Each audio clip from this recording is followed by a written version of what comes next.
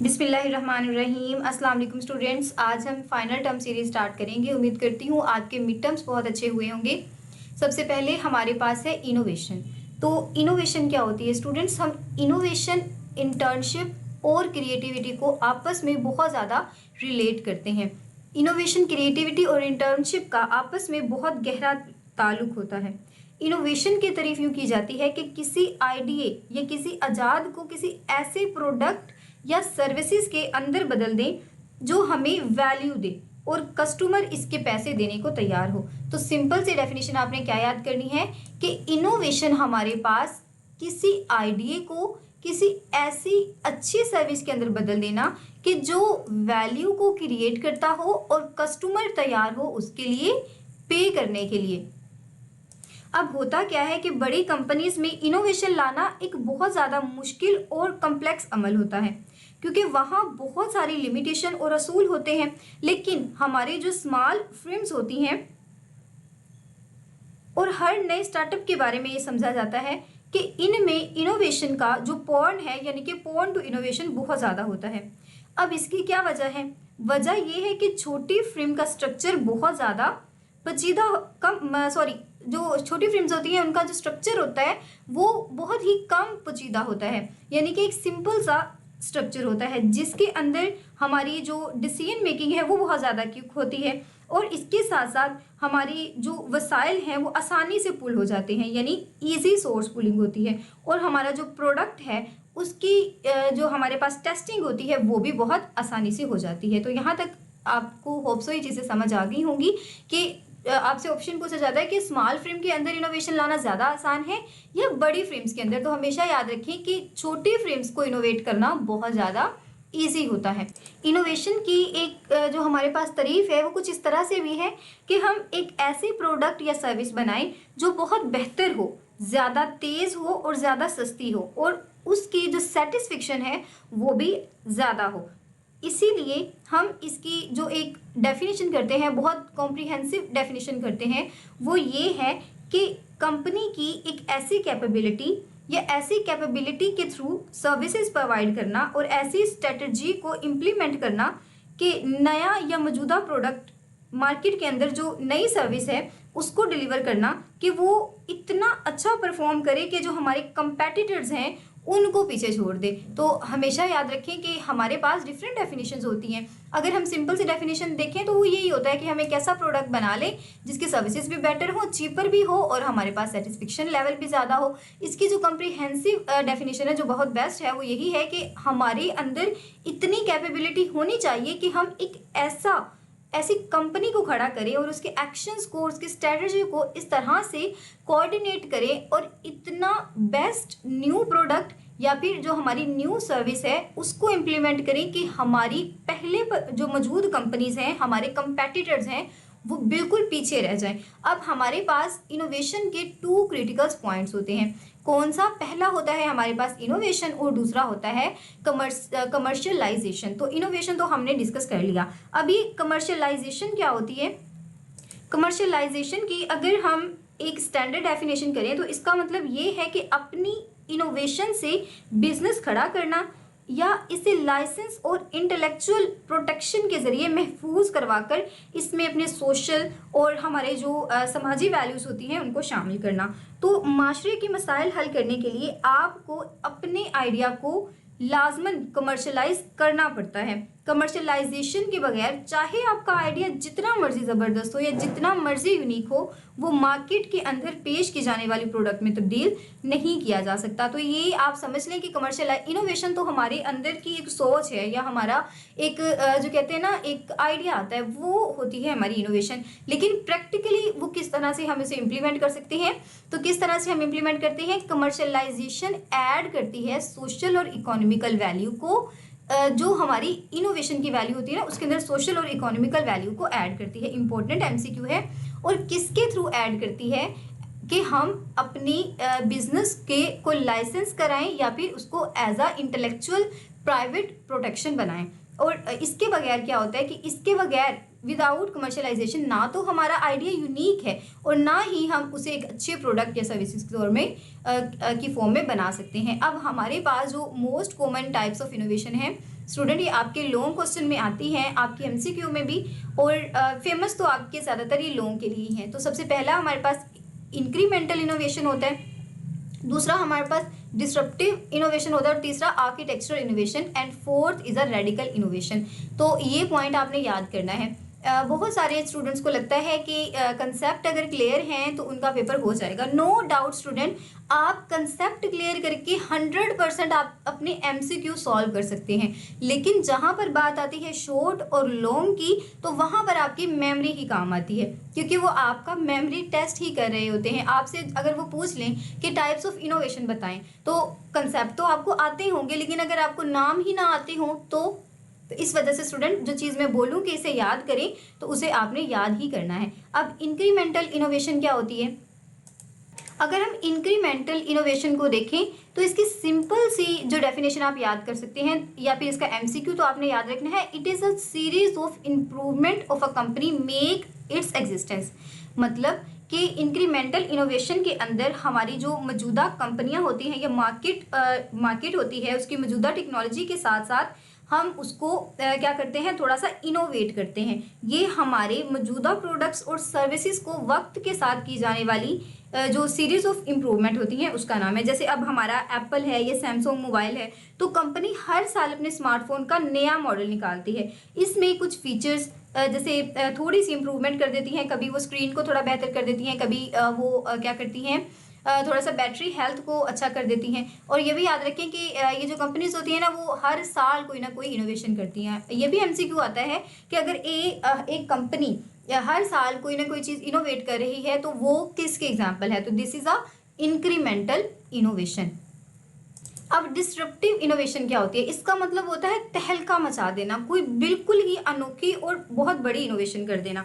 तो होता क्या है कि मौजूदा मार्केट में बिल्कुल नए प्रोसेसेस या टेक्नोलॉजी लेकर आना। शुरू में ये नए मॉडल्स जो हमारी करंट सॉल्यूशंस होती हैं उनके मुकाबले में थोड़े इन्फीरियर लगते हैं। हम जो यूज़ कर रहे होते हैं क्योंकि वो हमारे लिए बहुत यूज टू हो चुका होता है, तो हम नई चीज़ पर मुंतकिल होना कोई इतना ईजी नहीं समझते या हमें मुनासिब नहीं लगता। लेकिन फिर वक्त के साथ साथ वो अपनी इनफरादियत यानी कि अपनी एफिशिएंसी और एफिशिएंसी, तो ये दोनों हमारे लिए अफादियत और कारकर्दगी के मायनों के अंदर आते हैं। इनकी वजह से जो पुरानी टेक्नोलॉजी होती है उनको पीछे छोड़ देते हैं, यानी कि उनको सरपास कर देते हैं। अब देखिए जब हमारे पास अमेज़ोन आई थी, ये दो टर्म्स आपने याद रखनी है, एफिशिएंसी एंड एफिशिएंसी। तो देखिए अमेज़ोन जब आया तो हमें तो यही था ना कि हम अपनी करीबी मार्केट में जाएं, वहाँ से अपनी बुक्स खरीद कर लेकर आएँ। लेकिन हुआ क्या कि अमेज़ोन पहला ऑनलाइन बुक स्टोर था जिसने हमारे ट्रेडिशनल बुक स्टोर्स के पुराने बिजनेस मॉडल को बिल्कुल डिसरप्ट कर दिया था। किताबों की एक मौजूदा मार्केट थी, बस अमेज़ोन ने किताबें बेचने का तरीका ही बदल दिया। तो शुरू में जाहिर सी बात है अमेज़ोन इतना फेमस नहीं हुआ था, लोग नहीं आ रहे थे इस पर, लेकिन जब पता चला लोगों को कि ये कितना आपके लिए हेल्पफुल है, ये कितनी अच्छी अपॉर्चुनिटी है, तो लोगों ने इसको अवेल करना शुरू कर दिया। अब ये एमसीक्यू आता है कि अमेज़ोन किसकी एग्जाम्पल है? तो बताएं मुझे किसके एग्जाम्पल है ये? कि हमारे डिस्ट्रप्टिव इनोवेशन की एग्जाम्पल है।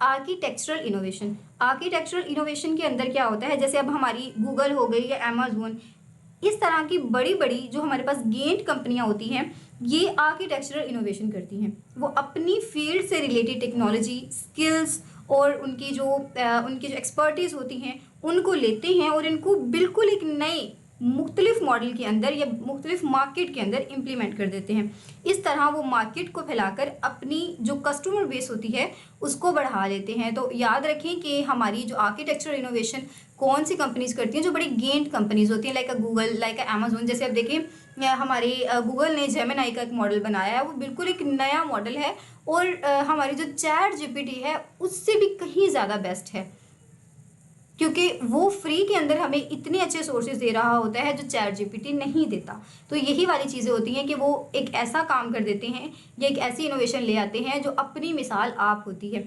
और होती वो क्यों है? क्योंकि वो अपनी टेक्नोलॉजी, अपनी एक्सपर्टीज़ और अपनी स्किल्स को इम्प्लीमेंट करते हैं मार्केट के अंदर बिल्कुल डिफरेंट वे के अंदर। तो जो डिफरेंट थिंग्स होती हैं वो हिट भी डिफरेंट ही करती हैं। नेक्स्ट हमारे पास है रेडिकल इनोवेशन। तो रेडिकल इनोवेशन क्या होती है? ये हमारे पास वो टाइप है जैसे आम लोग रवायती तौर पर जो हमारे स्टीरियोटिपिकल लोग होते हैं उसको इनोवेशन समझते हैं। जैसे अब सबसे ज़्यादा इसकी अगर हम देखें आम सी जो मिसाल होती है, जैसे हमारी माइक्रो ओवन्स हैं या फिर हमारा फॉर एग्जांपल एयरप्लेन वगैरह। तो ये जो मॉडल होता है ये बिल्कुल नई टेक्नोलॉजी या बिजनेस सर्विसेज की इजाद के अंदर शामिल होता है और ये मार्केट के अंदर हमारी एक नई मार्केट को जन्म दे देती है। तो ये जो है ना, ये बहुत ही रेयर टाइप है, रेयरेस्ट टाइप है। याद रखना है कि हमारी इनोवेशन की सबसे रेयरेस्ट टाइप कौन सी है? ये हमारे पास रेडिकल इनोवेशन है। तो एक लॉन्ग क्वेश्चन तो हमारा यहाँ पर कवर हो गया। अब नीचे आपने एग्जांपल्स भी देख लेनी है। हमारे रेडिकल इनोवेशन की एग्जांपल कौन सी है? Microwave and aeroplane. नेक्स्ट हमारे पास अभी और भी है। तो हमारी जो इन हार्वर्ड बिजनेस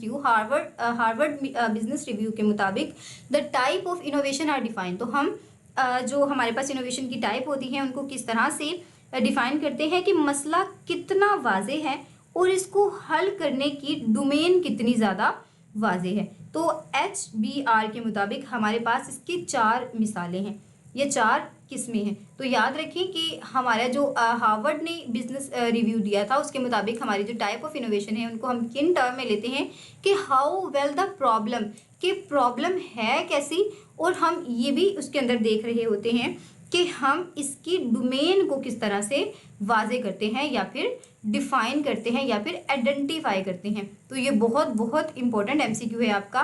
तो इस इनोवेशन के अकॉर्डिंगली जो हमने HBR के अकॉर्डिंगली हमने जो इनोवेशंस की टाइप निकाली हैं वो है sustaining innovation, breakthrough innovation, disruptive innovation and basic research. तो ये 4 जो हमारे पास टाइप हैं, इसके अंदर 2 तो बिल्कुल वैसी ही हैं जैसी हमने ऊपर पढ़ी है, लेकिन 2 के अंदर थोड़ा सा डिफरेंस है। तो लेट्स एक्सप्लोर इट।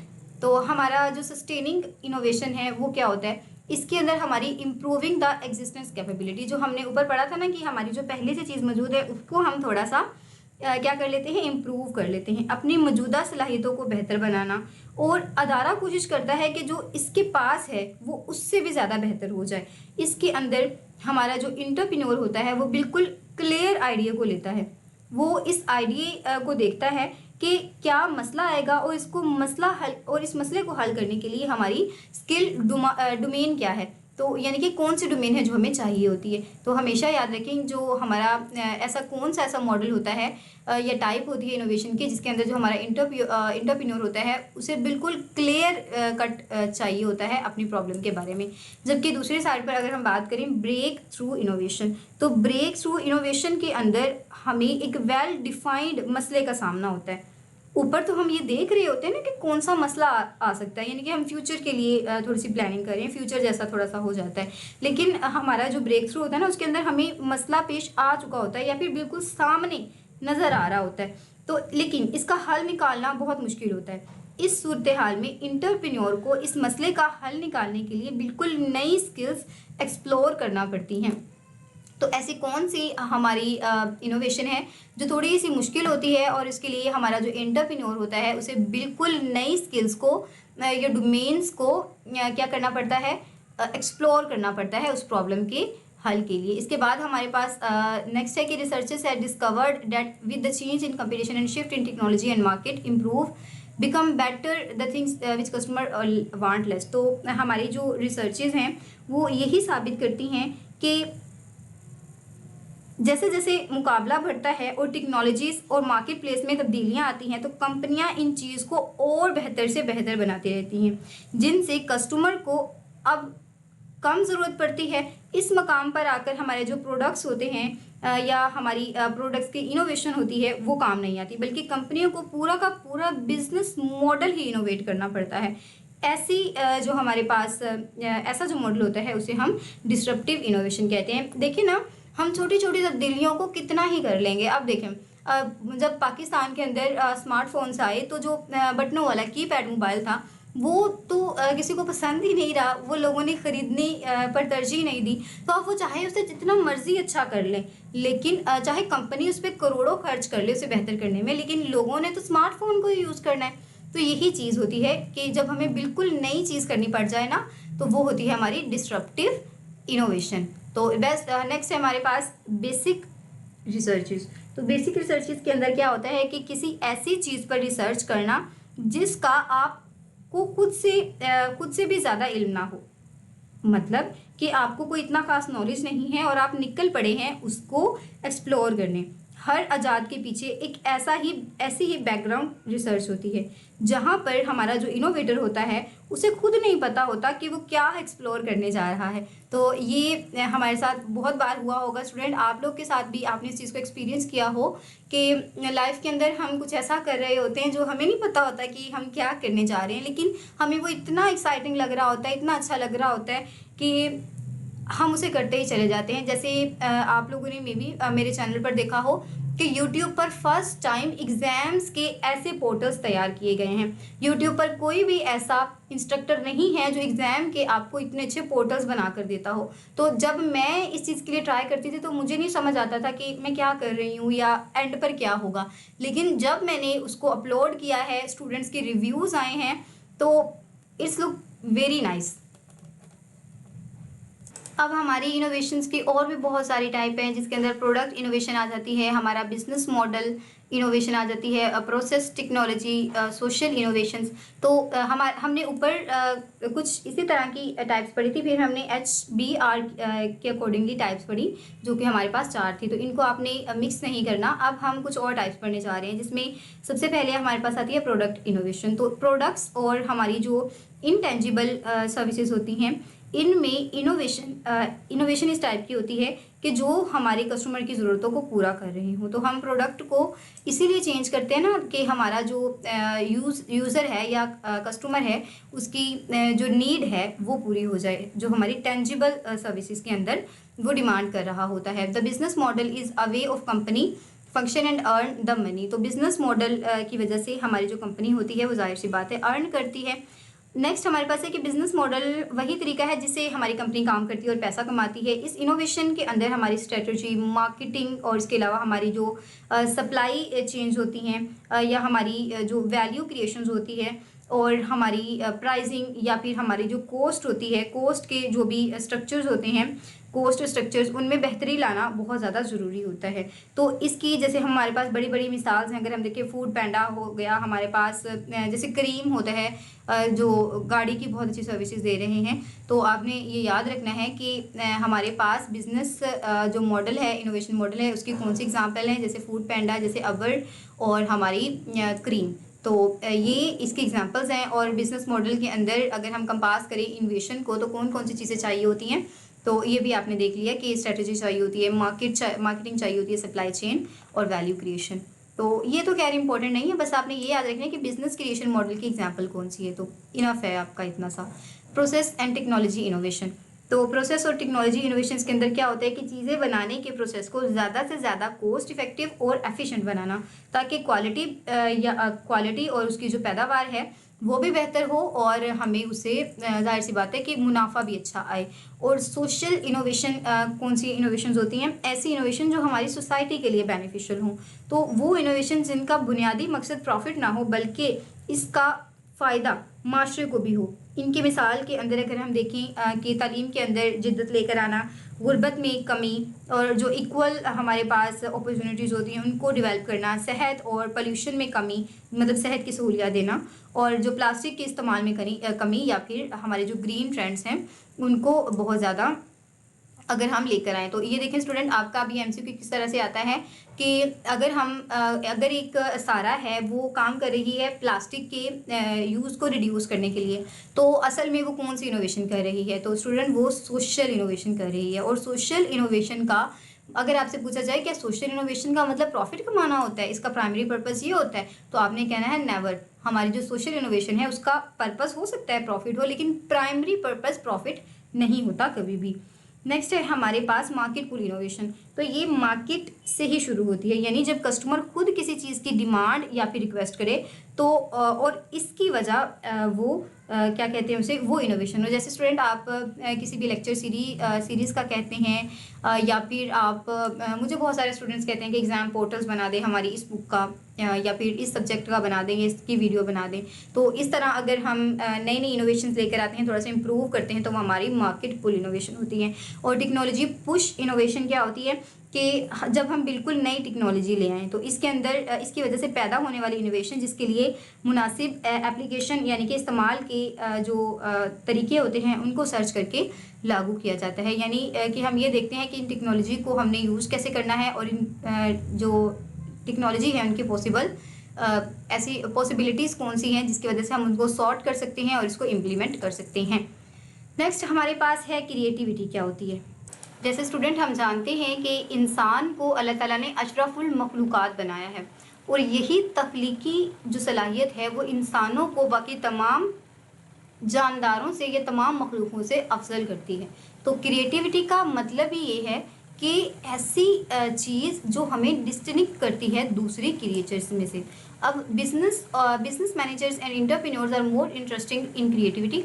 जो हमारे बिजनेस मैनेजर्स थे वो बहुत ज़्यादा इंटरेस्ट शो करवा रहे थे क्रिएटिविटी के अंदर। अभी होता है क्या है कि बिजनेस मैनेजर्स और एंटरप्रेन्योर्स इसमें सबसे ज़्यादा दिलचस्पी इसलिए लेते हैं क्योंकि वो उसे इनोवेशंस के साथ लिंकेज समझते हैं, जिससे एट द एंड एक नई प्रोडक्ट, नया प्रोसेस और फिल्म्स की ग्रोथ के साथ साथ हमारी जो मजबूत कंपेटिटिव एडवांटेजेस होते हैं वो भी आ जाते हैं। तो स्टूडेंट हमारा जो को बुल्टर था उसने क्या मिसाल दी थी कि हमारे जो बिजनेसमैन्स होते हैं वो हमारी जो क्रिएटिविटी होती है उसको लिंकेज समझते हैं, किसके साथ, हमारी इनोवेशन के साथ। तो ये वाली जो लाइन है ना, they link it as a linkage to innovation, तो ये इस तरह से एमसीक्यू पूछा जाता है कि कोज एंड बुल्टर ने 2007 के अंदर हमारी क्रिएटिविटी की किस तरह एग्जाम्पल की थी, तो आप किस तरह से डिफाइन की थी। तो आपने याद रखना है कि उन्होंने ये कहा था कि क्रिएटिविटी एक लिंकेज है हमारी इनोवेशन के साथ।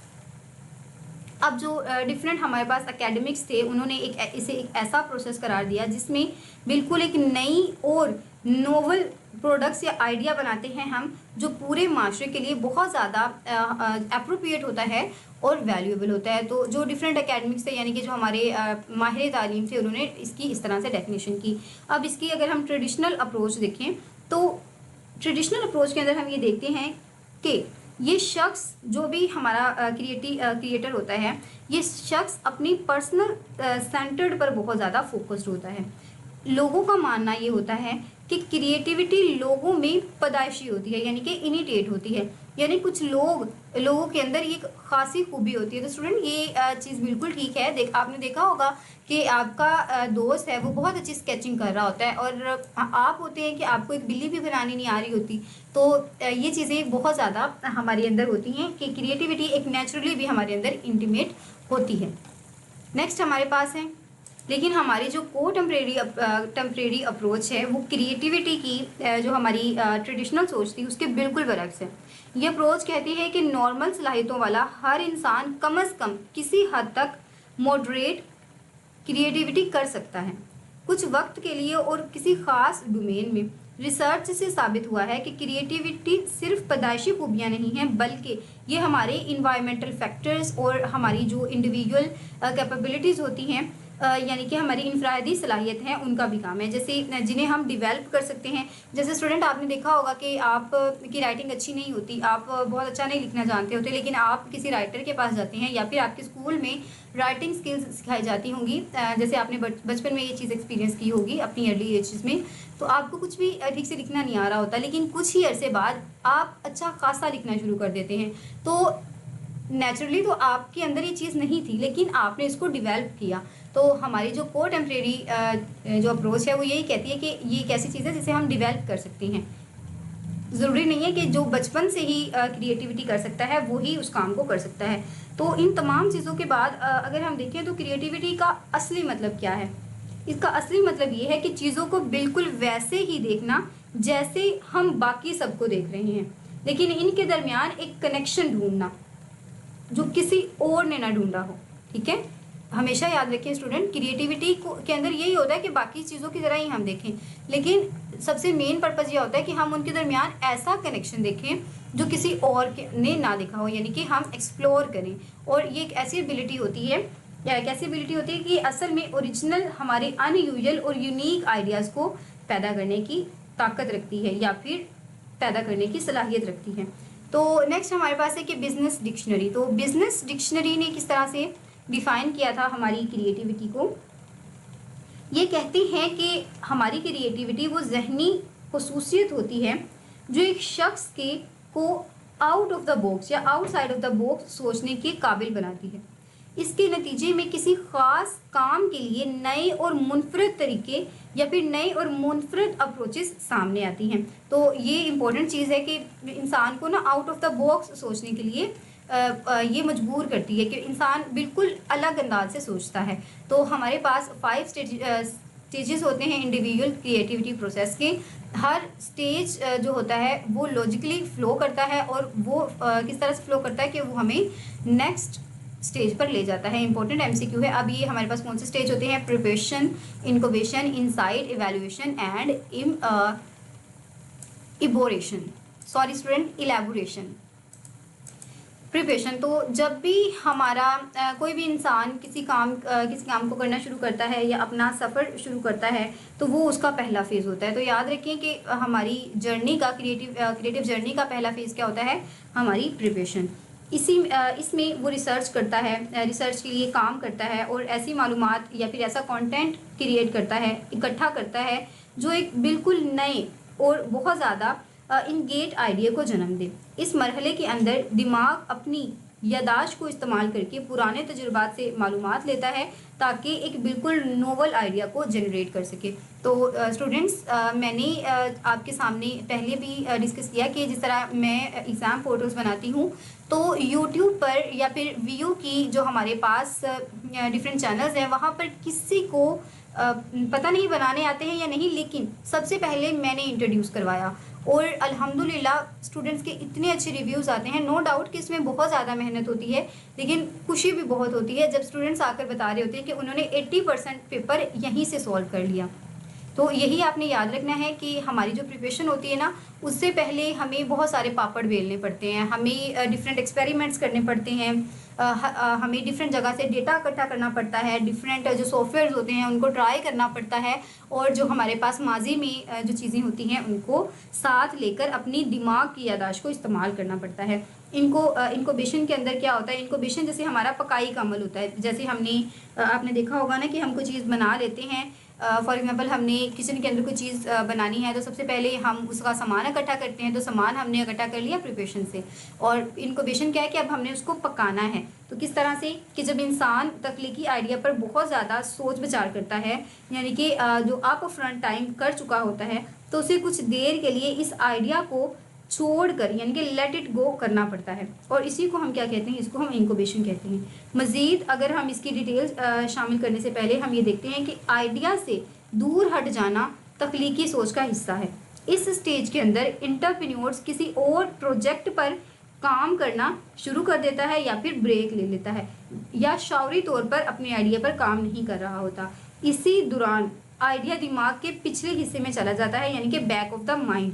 तो उसके अंदर जाकर बिल्कुल ये इनक्यूबेट हो चुका होता है। तो अब आपने क्या याद रखना है कि हमारी इनक्यूबेशन क्या होती है?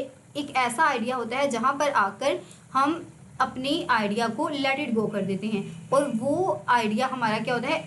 हम उसे अप फ्रंट टाइम देते हैं, और इस आइडिया को जब हम लेट इट गो करते हैं तो वो हमारे दिमाग के पिछले हिस्से में कहीं होता है। जैसे अगर आपका फॉर एग्जांपल एक एम है, जैसे आपने डॉक्टर बनना है, तो आप उसके लिए काम कर रहे होंगे, लेकिन वो आपकी ना एक सोच बन चुका होगा, आपका एक फ्रेम फेथ बन चुका होगा। तो याद रखें इनक्यूबेशन हमारी एक फ्रेम फेथ ही होता है, और ये हमारी क्रिएटिव थिंकिंग का ही पार्ट होता है। जब हम क्या करते हैं कि हम sitting down again and more detail on it, तो फिर हम फिर से बैठते हैं और उसके ऊपर क्या कर देते हैं? हम उसके ऊपर और ज़्यादा डिटेल स्टार्ट कर देते हैं, और ये हमारी बिल्कुल अनकॉन्शियसली हम उसके ऊपर वर्क कर रहे होते हैं। जैसे देखें हमारे जो इनक्यूबेशन है उसके फौरी बाद हमारा एंटरप्रेन्योर्स के लिए यही स्टेज आता है जिसे हम एलुमिनेशन यानी कि बिल्कुल रोशन ख्याली कहते हैं। एलुमिनेशन का मतलब ये होता है कि एक रोशन ख्याल, ये एक बिल्कुल इंसाइट होती है, हमारे अंदर की जो इंसाइट होती है, या फिर हम ये भी कह सकते हैं हमारा तसव्वुर। ये वो स्टेज होता है जब हमारा आहा कहते हैं ना, यहाँ पर जो वर्ड यूज़ हुआ है आहा, तो ऐसा वाला स्टेज हैपन होता है। इसमें होता क्या है कि अब जो बंदा है उसको अपनी योरका का एहसास होता है, यानी खुशी और इत्मीनान का एहसास होता है।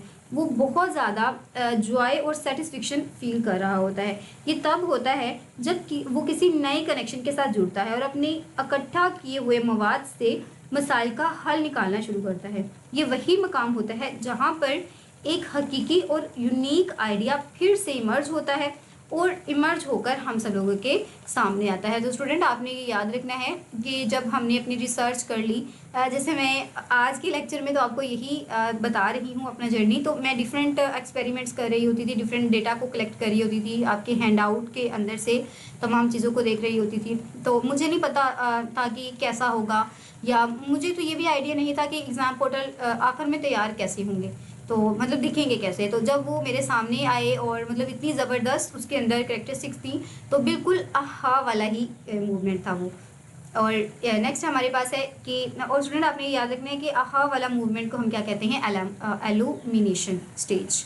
और ये कब होता है, जब हम अपनी बैक ऑफ द माइंड चीज़ों को फ्रंट पर लेकर आते हैं, और जब हम कर रहे होते हैं तो हमें बहुत ज़्यादा सेटिस्फेक्शन हो रही होती है और बहुत ज़्यादा खुशी मिल रही होती है। अब नेक्स्ट स्टेज हमारे पास होता है इवैल्यूएशन। तो इवैल्यूएशन के अंदर क्या होता है कि आइडियाज़ जब हमारे पास आते हैं, आइडियाज़ उभरने के बाद वो एनालिसिस करने वाली सोच में इंसान दाखिल हो जाता है, उस स्टेज में दाखिल हो जाता है। यहाँ आइडिया की को हम वैलिडेट करते हैं, यानी कि उसकी वैलिडेशन करते हैं, और उसके अल्टरनेटिव ऑप्शंस के मुकाबले में हम उसको वेट करते हैं। यानी अब हमारे पास डिफरेंट ऑप्शंस होते हैं ना, पॉइंटर कहाँ पर है, यह तो स्टूडेंट्स डिफरेंट हमारे पास ऑप्शंस होते हैं। हम उनको या फिर अपनी जो मुतबादिल होते हैं उनके साथ अपनी प्रेजेंट आइडिया को क्या करवाते हैं, वैलिडेट करवाते हैं कि पहले से जो चीज़ मौजूद है वो मेरे इस आइडिया से कहीं ज़्यादा बेटर तो नहीं है। इसके बाद क्या होता है, इसके बाद स्टूडेंट एक शख्स वापस जाकर देख सकता है कि क्या इसके आइडिया में कोई इसके आइडिया में कोई विजन है, या फिर एक जो कहते हैं ना हम कि उसके अंदर पावर है, उसके आइडिया के अंदर जो इसने शुरू के अंदर तस्वुर किया था, मतलब शुरू के अंदर जो इमेजिन कर रहा था ना कि मैं इस तरह की फिल्म बनाऊंगा, वो ये काम करती होगी। तो जो इवैल्यूएशन होती है ना, वहाँ पर जाकर हम ये देखते हैं कि जो मैंने ख्याली पुलाव बनाया था, असली वाला पुलाव भी वैसा बना है या नहीं बना। जैसे हम किचन के भी एग्जांपल ले रहे थे ना कि आपने सब्ज़ी वगैरह काट ली है, फिर आप बनाने खड़े हो गए हैं और फिर लास्ट पर आपने देखा है कि भाई ये मैंने बिरयानी बनाई है या फिर मैंने क्या ही बना दिया है। तो ये वाली चीज़ होती है। इसके बाद हमारी होती है इलेबोरेशन। तो इलेबोरेशन के अंदर क्या होता है, ये बिल्कुल आखिरी स्टेज होता है जिसको हम वेरिफिकेशन स्टेज भी कहते हैं। इंपॉर्टेंट एमसीक्यू कि इलेबोरेशन हमारा क्रिएटिविटी का कौन सा स्टेज होता है, तो इट्स अ फाइनल स्टेज, और इसको हम क्या कहते हैं, इसको हम वेरिफिकेशन भी कहते हैं। इस स्टेज के अंदर होता क्या है, ये वो स्टेज होता है कि जब इंसान के या फिर आपके आइडिया को एक बिल्कुल फिजिकल प्रोडक्ट या सर्विसेज के अंदर बदलने के लिए हार्ड वर्क की ज़रूरत होती है। इस मरहले पर एंटरप्रेन्योर डिज़ाइन को फाइनल करता है, प्रोडक्ट्स बनाता है और दुनिया के सामने पेश कर देता है। यहाँ एंटरप्रेन्योर मार्केटिंग जो कंप्लेन्स होती हैं उनको चलाता है, अपने जो फाइनेंशियल रिकॉर्ड्स होते हैं उनको देखता है और कस्टमर का फीडबैक लेता है, और इनके जो डिफरेंट ओपिनियंस होते हैं उनकी रोशनी में बेहतरी लाने की कोशिश करता है। तो होप सो यहाँ तक आपकी चीज़ें क्लियर हो गई होंगी। नेक्स्ट हमारे पास है barriers to creativity and innovation. हमारी जो क्रिएटिविटी होती है, अब जो भी हम कर रहे होते हैं या सोच रहे होते हैं, वो हमारे लिए इतना आसान नहीं होता जितना सोचना होता है। उसको प्रैक्टिकली करना हमारे लिए थोड़ा सा मुश्किल हो सकता है। तो अब यहाँ पर सवाल ये है कि एक एंटरप्रेन्योर नया और तकनीकी आइडिया मार्केट में क्यों नहीं लेकर आ पाता। तो उसके हमारे पास डिफरेंट बैरियर्स होते हैं क्रिएटिविटी और इनोवेशन के अंदर।